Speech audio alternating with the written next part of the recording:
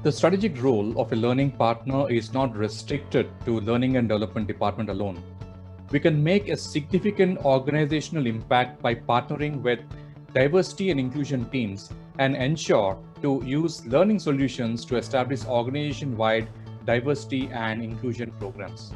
The way in which an organization approaches the topic of diversity and inclusion has long been an indicator for its harmony and success. People of all backgrounds deserve to work in an environment that is not only free from discrimination and harassment, but actively embraces the diversity of culture, background, and ideas of their personnel. When working effectively, organizational diversity and inclusion efforts will identify systemic obstacles, then create, maintain, and improve policies, procedures, and processes to ensure that everyone is treated fairly. Many clients continually examine the ways they can improve in this area and are bringing in support in a multitude of ways. Learning and development and learning partners are of seismic importance to the success of DNI, as it is the individuals within the company that will determine whether the strategy is a success or failure. The individuals must have the awareness, enthusiasm, and capability to improve workforce diversity inclusion, and thankfully many of those factors can be trained, meaning learning partners support is integral to the organizational diversity and inclusion objectives. Learning partner support can range from workshops run to raise general awareness such as unconscious bias, equality law, and managing diverse teams, all the way through to establishing an organization-wide program to develop employees at each level of their career with tailored content to fit their role, coaching opportunities, and anytime learning resources. Although skills to improve the organizational diversity inclusion capability can be taught, it is important that when doing so, a number of factors should be considered. The HBR article Why Diversity Programs Fail is an interesting read. It states that the positive effects of diversity training rarely last beyond a day or two, and a number of studies suggest that it can activate bias or spark a backlash. How can this be countered then? Now let's look at some useful tips. Number one, select the right facilitator. The subject matter encompassed by diversity inclusion challenges beliefs and values that are deeply rooted and different for each individual. It is important to recognize this and for facilitators to be able to approach and challenge deeply entrenched beliefs, both conscious and unconscious. Number two, consider the environment for all. When undertaking a diversity inclusion program, content should be delivered in an appropriate learning environment so that delegates will be encouraged to think in a new way about how they as individuals going about their day-to-day duties behave and engage with different communities and cultures. Number three, keep it current. Diversity, inclusion, and attendant issues of race and racial equality feature prominently in the public consciousness at present, and so trainers should be mindful that content reflects and responds to current events in a way that is positive and constructive. Learning and development partners should be integral to their organization's diversity inclusion policy and strategies to improve in all areas. As we know that emotional intelligence can be taught and developed, I firmly believe that the skills and competencies to create a more inclusive and subsequently successful organization also can be taught. But there's a significant role that we as learning partners can play and contribute to the organization's diversity and inclusion strategy. In the next sections, we will look at what is diversity and inclusion. We'll look at how to design equality using design thinking to tackle gender bias in the workplace. We look at diversity and inclusion in tech. Again, we look at paving diverse paths to technology leadership and closing the tech conference gender gap. And finally, we will look at achieving gender equity in financial services leadership. Thank you, guys.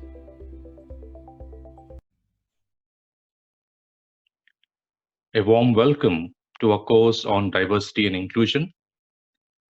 D&I is a sizable challenge for any organization, especially those that have previously been less diverse and demonstrably exclusive. Treating everyone fairly to nurture talent, imbuing the corporate culture with true inclusiveness and equality while bringing new services to an increasingly discerning audience is but complex. Through this course, we intend to help organizations to implement diversity policies that will help instill inclusion, respect, and appreciation across the entire workforce. Firstly, we will define what is diversity and inclusion, and we look at how design thinking can help tackle gender bias in the workplace through designing equality. Now, organizations have come a long way in preventing intentional discrimination against women, but we will look at how can they also neutralize implicit biases that can sabotage women's advancement. Under diversity and inclusion in tech, we will look at diverse paths to technology leadership. And the question that we ask is, do IT organizations only want to hire technologists? Research shows that IT organizations are becoming more diverse in their hiring. In fact, they seem to proactively look for and recruit those who, through their strategic thinking and intellectual curiosity, are able to bring a fresh perspective to the table. Now, under the Closing the Tech Conference Gender Gap, we will look at the dearth of female speakers at tech conferences being a symptom of the industry's gender gap. Awareness and a bit of extra effort may go a long way towards alleviating the shortfall. And finally, in achieving gender equity in financial services leadership, we will look at how women are facing in the financial services industry. While the number of women leaders in financial services has risen steadily in recent years, more progress is needed to achieve gender equity. We will share more on our observations and research. Let's look at diversity. Diversity is any dimension that can be used to differentiate groups and people from one another. In a nutshell, it's about empowering people by respecting and appreciating what makes them different in terms of age, gender, ethnicity, religion, disability, sexual orientation, education, and national origin. Diversity allows for the exploration of these differences in a safe, positive, and nurturing environment. It means understanding one another by surpassing simple tolerance to ensure people truly value their differences. This allows us both to embrace and also to celebrate the rich dimensions of diversity contained within each individual and place positive value on diversity in the community and in the workforce. Each individual in an organization brings with them a diverse set of perspectives, work and life experiences, as well as religious and cultural differences. The power of diversity can only be unleashed and its benefits reaped when we recognize these differences and learn to respect and value each individual irrelevant of their background. Inclusion is an organizational effort and practices in which different groups or individuals having different backgrounds are culturally and socially accepted and welcomed and equally treated. These differences could be self-evident, such as national origin, age, race and ethnicity, religion or belief, gender, marital status, and socio-economic status, or they could be more inherent, such as educational background, training, sector experience, organizational tenure, even personality, such as introverts or extroverts. Inclusion is a sense of belonging. Inclusive cultures make people feel respected and valued for who they are as an individual or group. People feel a level of supportive energy and commitment from others so that they can do their best at work. Inclusion often means a shift in an organization's mindset and culture that has visible effects such as participation in meetings, how offices are physically organized, or access to particular facilities or information. The process of inclusion engages each individual and makes people feel valued as being essential to the success of the organization. Evidence shows that when people feel valued, they function at full capacity and feel part of the organization's mission. This culture shift creates higher performing organizations where motivation and morale soar. In simple terms, diversity is the mix and inclusion is getting the mix to work well together. Now, openness to diversity widens our access to the best talent. Inclusion allows us to engage talent effectively. So together, this leads to enhanced innovation, creativity, productivity, reputation, engagement, results, which leading to better business performance. Organizations need to allocate the required resources and training in order to attract the right employees with the best minds and skills. In today's war for talent, this may require you to look beyond the traditional recruitment pool. This is what we mean by diversity in the workplace. The onset of globalization has led to a demographic shift with increased mobility in migrant workers traveling to the four corners of the globe for career progression and the need for a talented and skilled workforce, resulting in diversity becoming a key driver in economic growth across the world. The benefits of a diverse workforce not only provide social harmony at work for the employees, but also increases productivity and profitability that will help the organization to succeed in the global marketplace. Now, again, through this course, we intend to help organizations to implement diversity policies that will help instill inclusion, respect, and appreciation across the entire workforce. Moving on, in this section, we'll look at how design thinking can help tackle gender bias in the workplace. Under designing equality, we'll look at how design thinking can help tackle gender bias in the workplace. Organizations have come a long way in preventing intentional discrimination against women. But the question is, how can they also neutralize implicit biases that can sabotage women's advancement? We will consider four aspects to designing equality. Number one, how simple changes lead to dramatic results. We will look at design thinking in a gender bias context. We'll look at how design thinking is used to fight implicit gender bias and how to move towards a de-biased workplace. While classical music may not sound like it has changed much over time, its composition is very different from what it was few decades ago. In the 1970s, fewer than 5% of players in the United States' top five professional orchestras were female. Now, women hold more than 50% of the chairs in America's 250 top orchestras. Why the dramatic change? Many behavioral economists attribute it to a simple design choice: blind auditions. In the 1970s and 1980s, orchestras began putting a screen behind auditioning musicians and a selection committee, some even going so far as to ask applicants to remove their shoes to eliminate the distinctive sound of a woman's footwear. After intentionally redesigning the environment to remove any knowledge of or reference to gender during the audition process, orchestras suddenly started to hire more women. The lessons from this experiment extend far beyond the world of classical music with direct applicability to the workplace.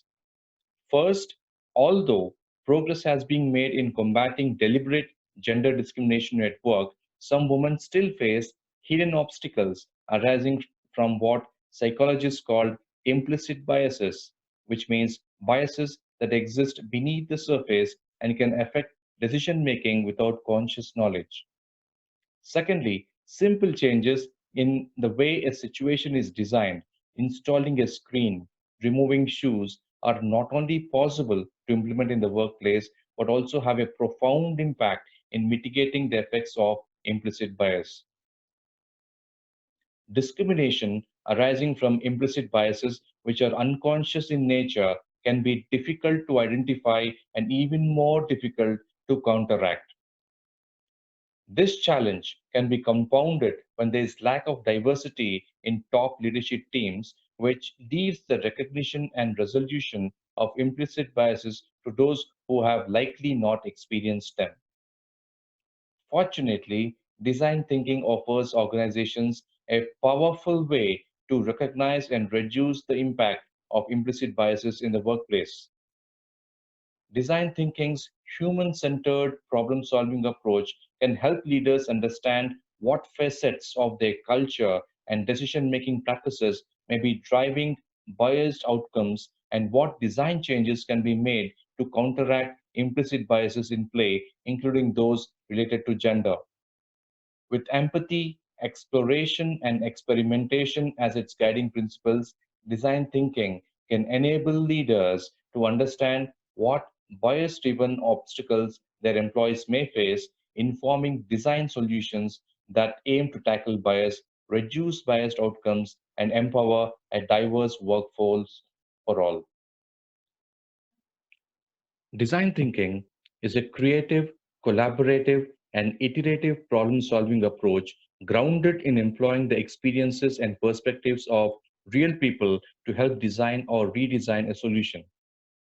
A recent global survey on the state of innovation showed that design served as a driving concept for change for almost all of the top innovative companies.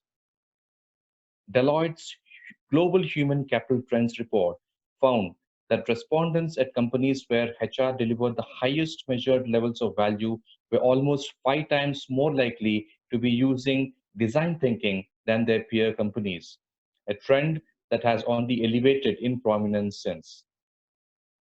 To counteract the implicit gender biases that may be holding women back, organizations can apply the 5 stages of design thinking to engage employees and iteratively design facets of the work environment that may be creating barriers for women.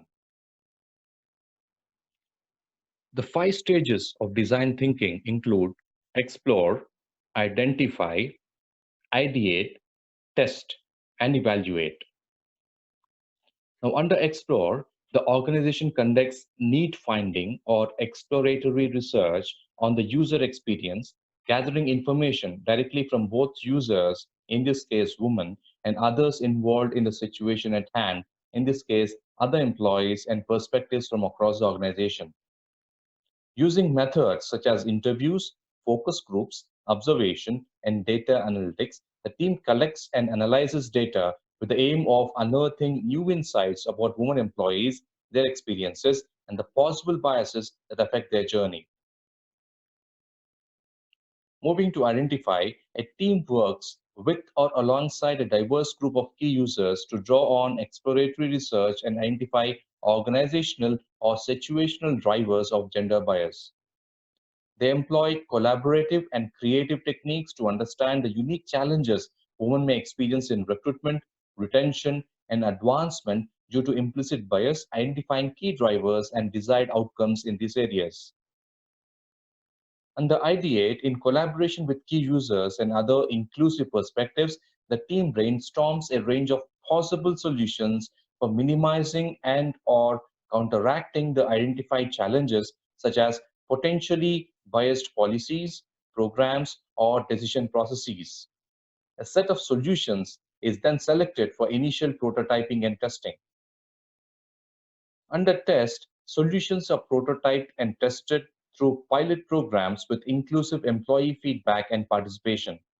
These pilots demonstrate how each solution works or might work with mitigate bias in real-life situations. In evaluation, the team collects feedback from employees to assess if and how the tested solutions, both mitigating bias and enabling other benefits deriving from decreased implicit bias in the workplace. Solutions are iteratively improved or rejected based on this feedback, with the team returning to earlier stages to gather more information, ideate more solutions, or improve previously tested solutions as needed. While applying design thinking to the problem of implicit gender bias is still a novel concept, many companies have employed aspects of design thinking to mitigate when, where, and how unseen obstacles might be creating barriers for women.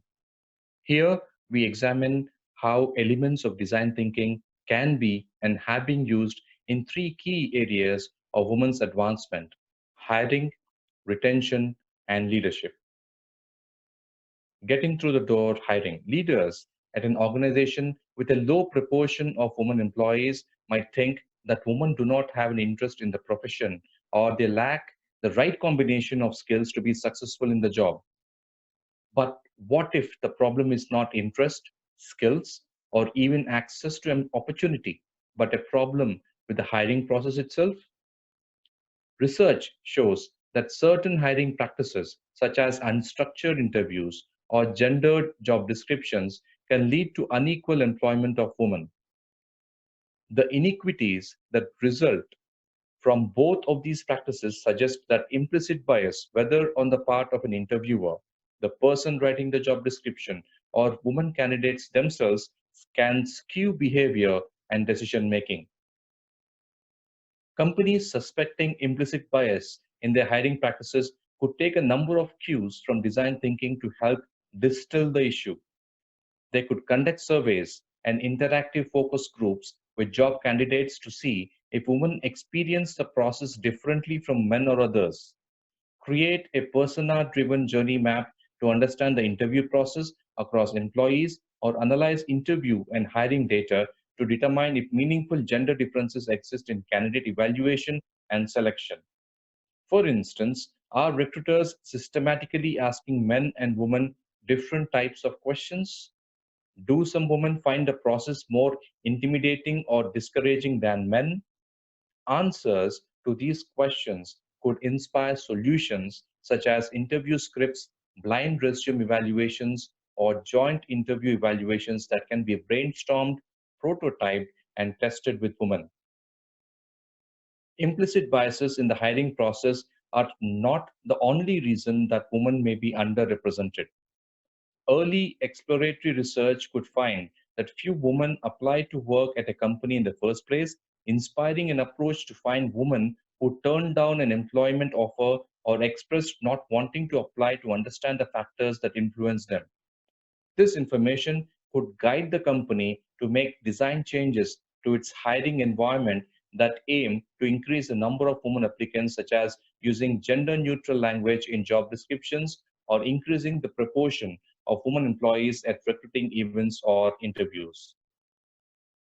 Let's look at a case study now. Hiring more women with gay jumpers. Research has found evidence of hiring biases against women, where knowledge of gender and gendered perceptions of competence contribute to low female recruitment and hiring rates. To tackle this implicit bias, some companies are employing a play on the architecture's blind auditions, blind evaluations. Gay Jumpers, a hiring software platform for employees launched in 2014, works with companies to create a list of skills required for a relevant job and helps to design a targeted task or challenge that applicants for that job complete online. Much like blind auditions, this platform aims to remove hiring and resume evaluation bias by designing a blind intervention in the hiring process. An initial assessment of candidates based solely on performance in a strategically designed test. After reviewing candidate performance and resumes that have been stripped of identifying information such as name, gender, graduation year, college, and address, employers invite candidates for in person interviews. This intervention allows employers to acknowledge the influence of implicit bias in the interview and hiring selections and redesign the process to mitigate that impact. When Gay Jumpers analyzed data from 1,200 blind auditions it had enabled through company pilots and tests, it learned that 54% of the applicants participated in the test were women, yet 58% of those selected for an in-person interview were women, and 68% of those that were eventually hired were women. Another study with Stanford University's Michelle Clayman Institute for Gender Research analyzed outcomes of 6,000 blind interviews for companies that use the Gay Jumpers platform. When those companies that are being traditionally resume evaluation and hiring methods, only 17% of female job applicants were asked to come in for interviews. After they started using Gay Jumper's blind evaluation process, 59% of female applicants were invited for interviews. Moreover, at the client companies surveyed, women received 43% of job offers after the Gay Jumpers platform was implemented compared to the 26% they received before the intervention. Moving to retention, organizational leaders who notice higher attrition of women compared to men may think that more women leave due to professional interest, familial responsibilities, or low prioritization of work and career. Missing from these types of assumptions is the possibility that women may also choose to leave because they feel they are held to biased standards of personality, performance, and competence and struggle with low satisfaction, stereotype driven feedback, or lower performance evaluations as a result. Design thinking research can help identify what factors are really driving the problem. If internal research suggests implicit bias is a potentially driving factor in why women leave or how women feel, solutions to test could include conducting joint evaluations, creating objective and measurable performance standards, or raising awareness about biased feedback. Another common assumption is that women leave employers because they believe they're paid less than their male colleagues for the same work. Interviews or persona driven exercises with women can help test that assumption and better elucidate the underlying drivers of attrition.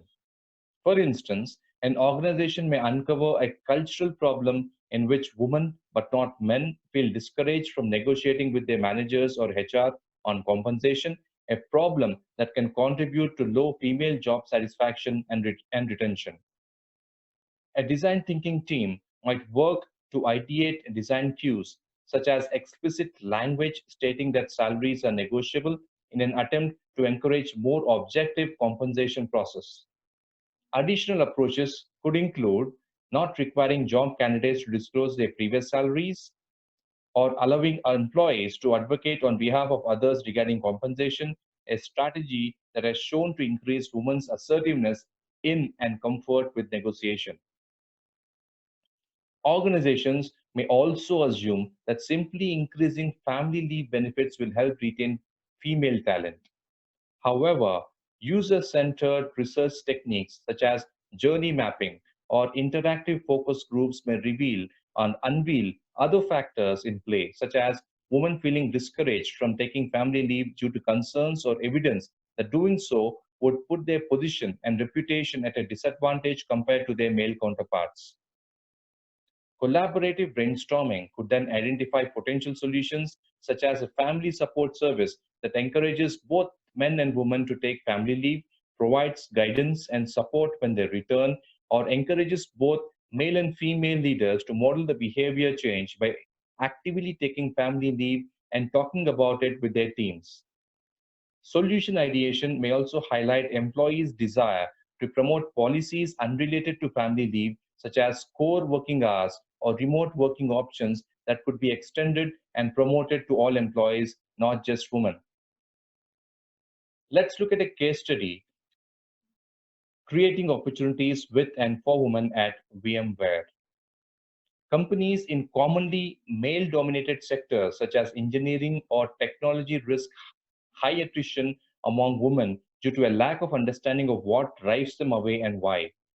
VMware, a cloud computing firm, employed elements of design thinking to address this issue at its own organization. In 2014, the company revamped its strategy by creating opportunities with and for women to reduce barriers to retention. It launched a women's initiative now called Women at VMware to oversee this work, instituted an executive sponsorship program for women to facilitate internal networking, and created peer mentored circles to foster a shared understanding of barriers that women employees faced.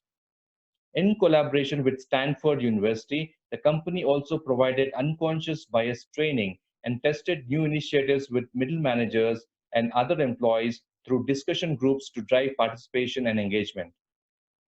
Now, VMware's Chief People Officer sends managers and team members an information sheet prior to performance reviews, reminding them about ways to minimize biased or gendered feedback in evaluations. The company also tracks and publishes metrics related to women's retention and advancement. As of 2016, women represented 23% of the company globally and 22% of leadership. While the company seeks to further increase their numbers, the design strategies and nudges aimed at reducing gender bias have contributed to parity in an important area. A 2016 third-party analysis of VMware's pay data showed that women earned 99% of their male counterparts' salary. Moving to empowering advancement leadership, even when women obtain leadership positions and opportunities, they may face further barriers due to gendered stereotypes associated with leadership, leading to biased perceptions of competence and double standards regarding women and leadership. Having relatively few women in leadership positions can further perpetuate inequities in pay and promotion, as research evidences a strong link between the advancement of women and the visibility of women leaders. If organizational leaders see low female representation among managers or executives, some might attribute this disparity to women's personal choices, like having a child, getting married, and relying on their partner's income, or no longer being motivated to advance. Again, the exploratory stages of design thinking enable organizations to test these assumptions rather than blindly guessing the source of the problem. User-centered research strategies may illuminate that women feel they lack role models in the company at the leadership level, or that they lack a working mechanism for one to gain the necessary sponsorship in order to advance. Additionally, immersive observation or focus groups with current leaders could show that succession choices are made without an objective process or standards for selection, leaving these decisions open to implicit bias. Collaborative solutions here could include streamlined standards and processes for promotion to leadership positions, a 360-degree review process that engages feedback at various organizational levels, strategies to enhance current women leaders' visibility, instituting peer networks to help women build community, providing experiential leadership training, or creating a sponsorship program for women to help them gain support from both men and women leaders. A case study: Advancing Women at Gap Inc. Across industries and sectors, women are often underrepresented in management and leadership positions and more likely to be employed in lower level positions. When Gap Inc. found that it was experiencing stagnating female leadership, it used elements of design thinking, including focus groups, interviews, and collaborative sessions with women employees to enable current women leaders to better understand how they could support other women coming behind them, clarifying pain and exit points for high potential women who are considering leaving the company. By 2016, women made up 74% of Gap Inc.'s workforce and approximately 77% of its senior leaders. In 2018, Gap Inc. became the only US retailer to be named to the Bloomberg Equality Index for its commitment to create work environments that work for women. Now, how do we move towards a de-biased workplace? These examples highlight how a design thinking approach, customizable to each individual organization, its people, its resources, and its needs, can help organizations better understand if and how implicit biases affect women's work experience and develop effective ways to counter their impact. To harness design thinking's ability to help tackle implicit gender bias in the workplace, organization leaders can use the following. They can start small, find a circumscribed context, such as a single department or specific issue in the employee experience, to experiment with design thinking and debiasing. Don't try to solve all of the organization's problems at once. Second, Engage diverse perspectives from the start. Even within the same company, women are not a homogeneous group that share the same experiences and opinions. When building a team or soliciting participation, involve women from different levels, backgrounds, and perspectives at each stage. Fear of retaliation may make people hesitant to share their experiences with implicit bias or to identify a negative workplace environment. So, giving people a safe way to share sensitive information is important. While the collection of real and transparent feedback is a tall order, organizations can create intimate and secure environments such as small, informal focus groups or discussions with trusted facilitators to begin gathering information in a way that makes people feel supported and heard. Collect and monitor gender disaggregated data. Obtain data on key indicators disaggregated by gender. Metrics to examine can include the proportion of male and female employees at each level and among new hires, employee satisfaction and promotion rates, performance evaluation attrition rates, and salary and other compensation. Measure the current gap between men and women in these metrics, monitoring how new design solutions affect them. Be transparent with results and communicate change. Communicate to employees the initiatives and progress made in reducing and mitigating implicit gender bias. Spread awareness across the organization about issues related to implicit bias, how they can acknowledge and tackle it, and the efforts the organization is taking to address it.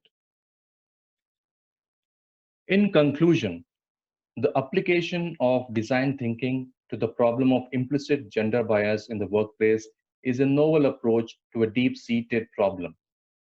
With its ability to redesign and diverse environments, design thinking can be a powerful way to unearth and address previously hidden obstacles to women's recruitment, retention, and advancement, driving the growth of an inclusive workplace culture that supports and empowers all employees.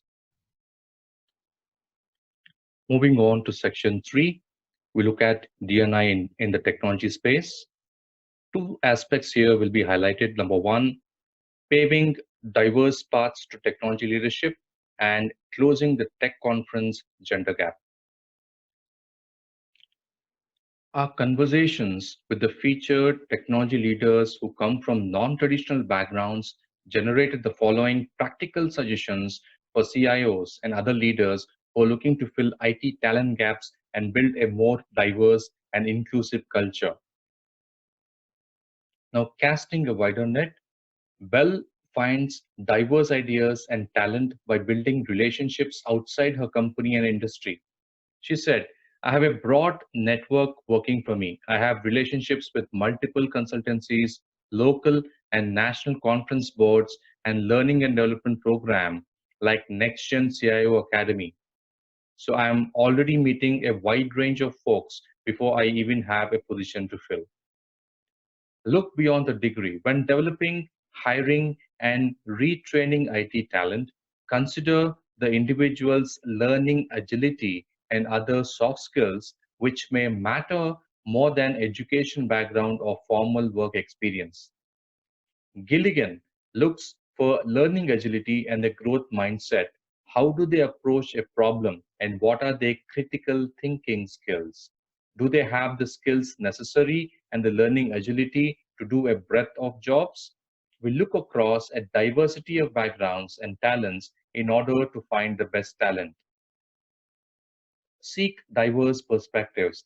Gilligan again invites new ideas from across the organization to understand how different people view the problem and how they might solve it.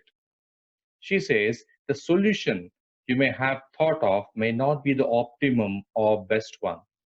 So, the more diversity of thought, the more likely you are to find actually the ideal solution.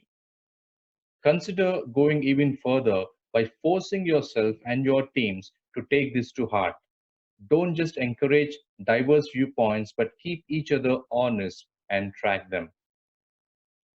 In creating diverse roles, it takes a broad breadth of roles to run an effective IT organization, from deeply technical roles which require highly specialized skills to strategic and operational roles which are less technical but require more interpersonal skills. Some companies are creating diverse roles and customized learning curriculums based on the technical and interpersonal business skills required to be effective. Upskill and reskill. Organizations are finding that they cannot hire enough qualified people to fill the demand for certain specialized tech roles, such as in cybersecurity and cloud. Some are launching initiatives to upskill and reskill business and technology employees to fill critical high demand roles.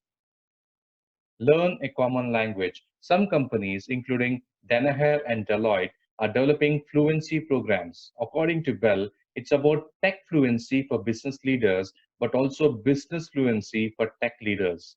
The goal is to bridge the gap between the two so that they can talk the same language. Tech fluency programs for business professionals may also help tech leaders identify new talent that can fill strategic roles that align business issues with tech solutions. Don't skip the basics. Rolik encourages tech leaders with non-traditional backgrounds to explore the core elements of technology. You probably want to know a little bit about coding, data analytics, algorithms, and how they are used. You don't have to become an expert, but there's value in banging around on some of these analytical type areas, so at least you have some knowledge of what they are. Broaden young minds. Parker looks for opportunities to speak to young people, not just high school, but also elementary and middle school students. She shares her non-tech background and lets them know that you don't have to be an engineer or have 50 advanced degrees to be successful in tech. But you need to work really hard at it and think about how to deliver what people want.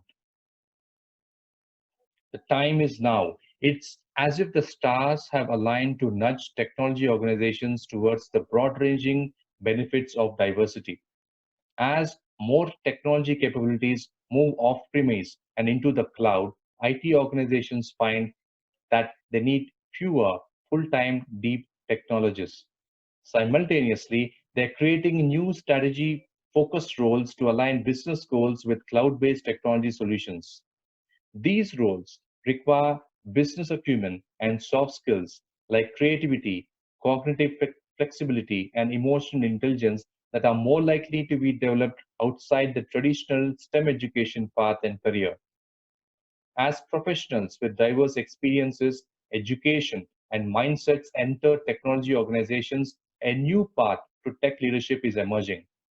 It's not a coincidence that the diversity and inclusion initiatives that organizations have cultivated in recent years are beginning to pay off. Diverse thinking is organically evolving from a nice to have to a must have. That doesn't mean that technology leaders can back off. Our commitment to diversity and inclusion should remain top of mind to enable this new breed of tech leader to be effective in building bridges between the business and technology. Over time, we expect that there will be no distinction. All businesses will be technology minded, and all technology organizations will be business minded. In this section, we look at how to close the tech conference gender gap and increase women's representation on the technology stage. The dearth of female speakers at tech conferences is a symptom of the industry's gender gap. Awareness and a little bit of extra effort may go a long way towards alleviating the shortfall. In 2017, a tech company product manager began tweeting about nearly empty women's restrooms at big tech conferences. When these humorous observations went viral, her company was inspired to study women's representation and experiences at these events. The company's audit of speaker lineups from major 2016 to 2018 US technology conferences revealed that on average only 27% of keynote or standalone speakers were female, on par with women's representation in American tech jobs, but far from their portion of the national labor force. Male-dominated stage lineups are a global phenomenon. Even software company Bizobo used facial analytics software to scan 60,000 speaker images from thousands of professional events in 23 countries over 5 years, deducing that 78% of tech event speakers are male, and a survey of 500 women in the United States and United Kingdom who have attended tech conferences revealed that 70% of panelists reported being the lone woman. In recent years, critics have reproached tech conference organizers for failing to book any female keynote speakers or for having all male panels, even when discussing, of all things, gender equality. However, a shift is occurring, and many prominent tech conferences are diversifying their speaker lineups. The Consumer Electronics Show won praise this year for featuring 4 female speakers out of 9 on its keynote stage. And the question is, how much female representation is enough? Some have pointed out that when a tech conference speaker lineup is one quarter female, it mirrors the representation of women in tech positions. But that highlights a more fundamental issue. Should the industry be satisfied with women's share of tech positions and speaking roles at just 25%? With research showing that diverse teams perform better and are more innovative, leaders across industries are recognizing that a diverse workforce is, as advocates have long suggested, good for business. As the tech industry seeks to shape the future, it's aiming to be more representative of that future. Google CEO Sundar Pichai has explained a diverse mix of voices leads to better discussions, decisions, and outcomes for everyone. Now, that sentiment applies equally well to tech conferences, which represent a conversation among leaders and practitioners about what's important for the industry now and in the future. Bringing speakers with a wider range of perspectives and ideas onto the stage and more diverse participants into the audience can be good for creatively driving the conversation and advancing the industry. Moreover, ensuring more female researchers and leaders on the stage can give them greater visibility as role models, which may help move the needle on women's overall tech industry representation. There are steps that conference organizers, participating companies, and potential speakers can take to help make tech events more diverse. Consider drafting and posting diversity guidelines or policies for events your organization participates in or runs. Encourage speakers from diverse backgrounds to apply for speaking opportunities. Consider ways your company can support and mentor new speakers on writing proposals, crafting presentations, and presenting. Commit to creating more diverse speaker lineups. Rather than inviting the same luminaries year after year, look for upcoming stars, perhaps at a level below where you ordinarily look. Consider highlighting diversity guidelines in your calls for proposal speakers, asking speakers for recommendations of additional experts from underrepresented groups, using professional networking sites to seek out novel speakers, consulting databases of expert speakers, and reviewing guides for making events more inclusive. If you are a frequent speaker, consider establishing a policy on whether you'll take part only in diverse panels and events. The director of the National Institutes of Health has set one notable example with his plea for an end to all male panels.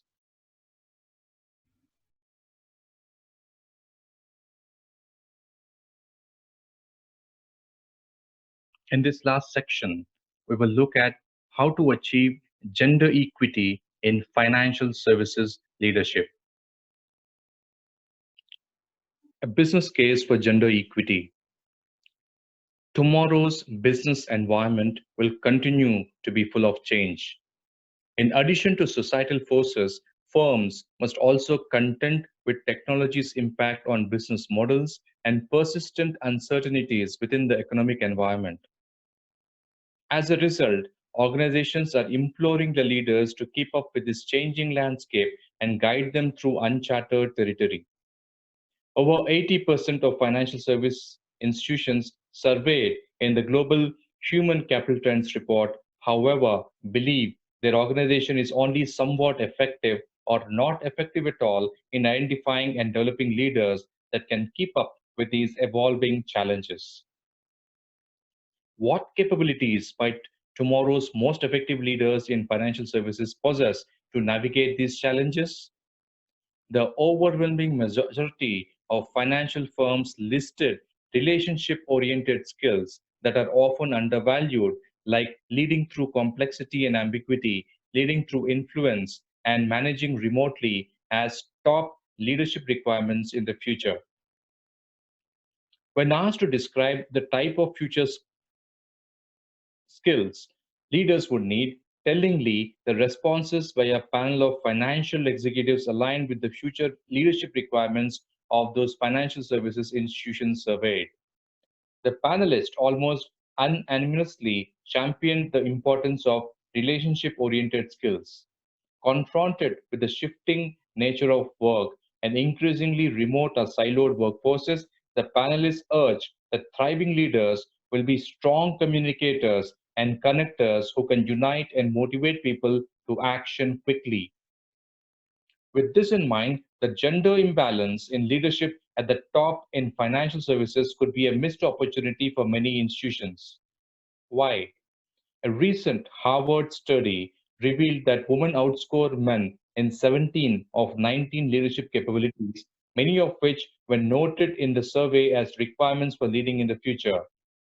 Some of the areas where women were perceived to excel include taking initiative, building relationships, collaboration and teamwork, leadership speed, powerful and prolific communication, and innovation.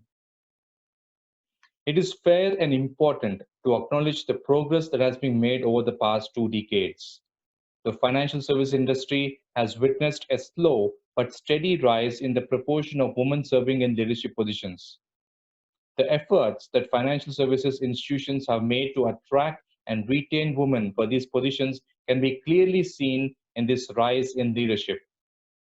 As mentioned earlier, more institutions in recent years have begun to prioritize diversity, partly due to growing societal pressures that heavily emphasize diversity. Some customers, for instance, have begun to demand diversity in leadership from the companies that serve them. Government requirements to disclose diversity metrics and policies are also already underway in some financial segments. However, more work should be done. Though women make up more than 50% of the financial services industry's US workforce, they account for just under 22% of leadership roles, according to our analysis seen in this particular figure. The proportion of women in financial services leadership could reach 31% in 2030, an improvement, but still well below parity. We may not see an equal number of women in overall US leadership roles until at least 2085.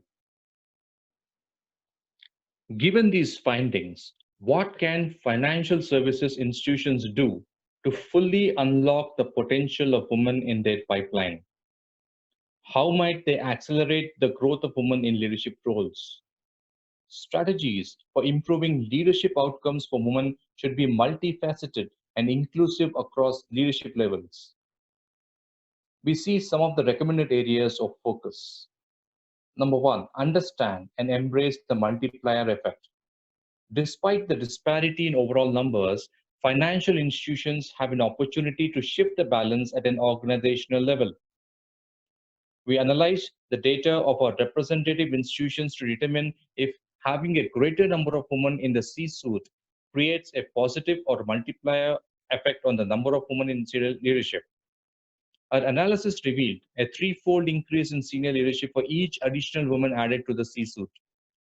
This finding, along with Women in the Boardroom 5th edition study, which found that organizations with women in the top leadership positions have almost double the number of board seats held by women, suggests that having a greater share of women at the most senior leadership levels creates a tangible ripple effect across the organization.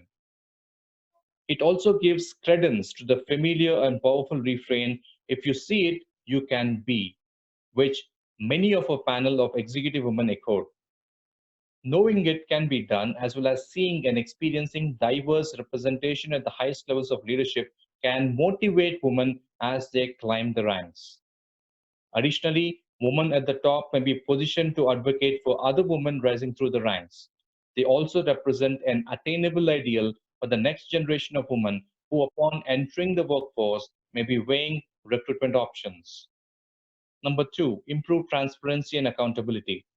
Actionable, measurable, and transparent diversity policies signal to employees, clients, and the broader community that attracting, retaining, and advancing women are priorities. Our panelists noted that the diversity of their clients is rapidly changing, faster than their own firms in some cases. Consequently, many clients view diversity in leadership as a requirement and review diversity policies and practices of the businesses that serve them before engagement. Lack of transparency or falling short of diversity expectations could lead to missed business opportunities. Transparency alone may not be enough, though. New requirements at the state and federal level are also prompting institutions to disclose diversity initiatives. California was the first state to legally mandate public companies with principal offices in the state to have at least one female board member by the end of 2019. The law also requires incremental increases by the end of 2021. Four other states are currently considering similar measurements or measures. At the federal level, the House Committee on Financial Services Subcommittee on Diversity and Inclusion, the first of its kind in Congress, plans to address the diversity levels, policies, and practices of the country's largest banks. Companies still grappling with transparency and accountability can find examples of positive outcomes both within and outside the financial services industry. Westpac Banking Group, for instance, reached gender parity in its leadership ranks in 2017 after publicly declaring its goal and openly detailing its path to achieve it. Salesforce, another example, publicly identified gender pay equality as a core value and actively worked to even the disparity. Next, invest in programs that support women re-entering the workforce. Women are more likely than men to pause their careers to address family needs, pursue additional education, or for any number of other reasons. Doing so can have lasting consequences when they choose to restart. Those within our panel who restarted their careers after a significant pause noted that they did so by relying on their personal networks or engineering their own paths back, which indicates there is still much progress to be made to support restarts. In 2008, Goldman Sachs launched its returnship program, the first in the financial service industry, and many institutions have since developed similar initiatives. With more than 3 million women estimated to be seeking restart opportunities, restart efforts are making their way into inclusion and experienced hire recruiting programs.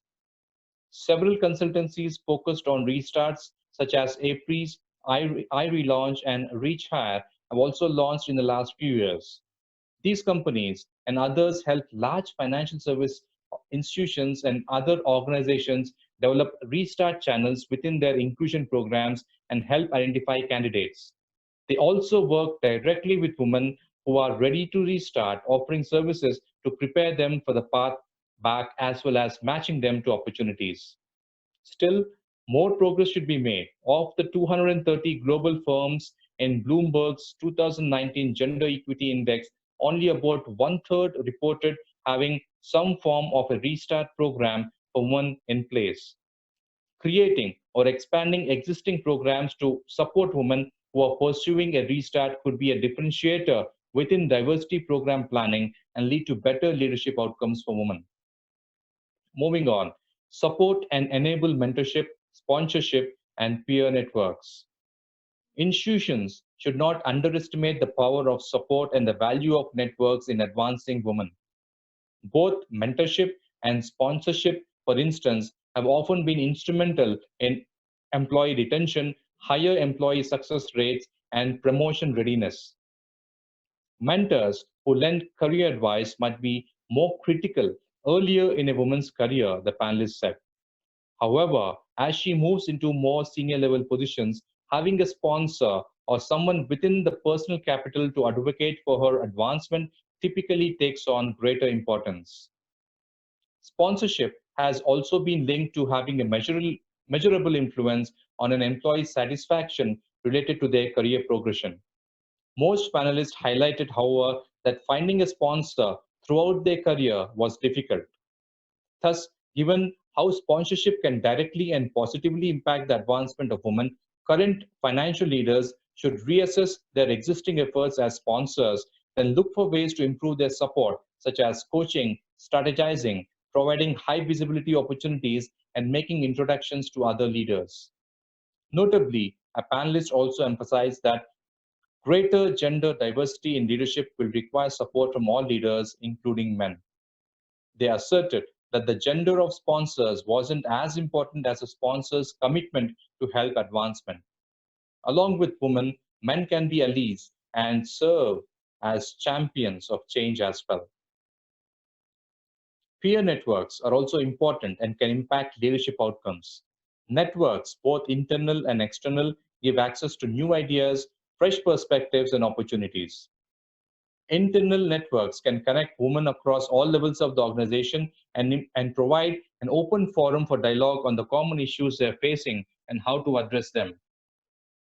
External networks, meanwhile, yield broader perspectives and connections for women both within their industry segments and beyond them. A recent study found that women who secured high ranking leadership positions were most likely to be well connected within their peer network and have strong ties to other connected women. With this in mind, institutions can provide tools and guidance on how to build access and make the most of these valuable channels.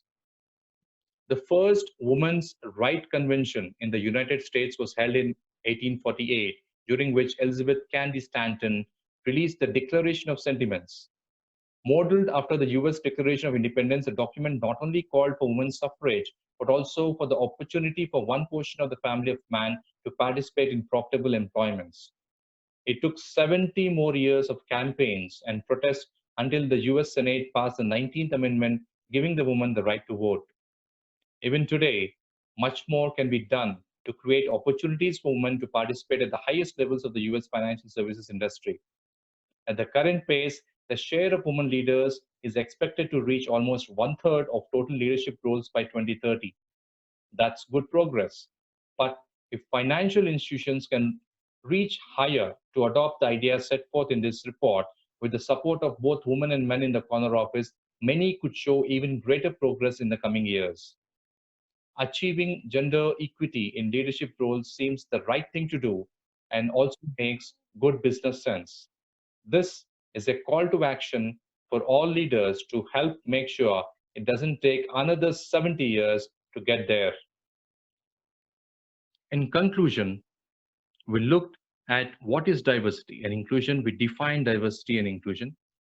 We looked at designing equality and how design thinking can help tackle gender bias in the workplace. We looked at diversity and inclusion in tech. And in that, two aspects: one, paving diverse paths to technology leadership, and the second one being closing the tech conference gender gap. And finally, we looked at achieving gender equity in financial services leadership, women in the financial services industry. We thank you for completing this course with us and request your recommendations and review for this course. Thank you so much.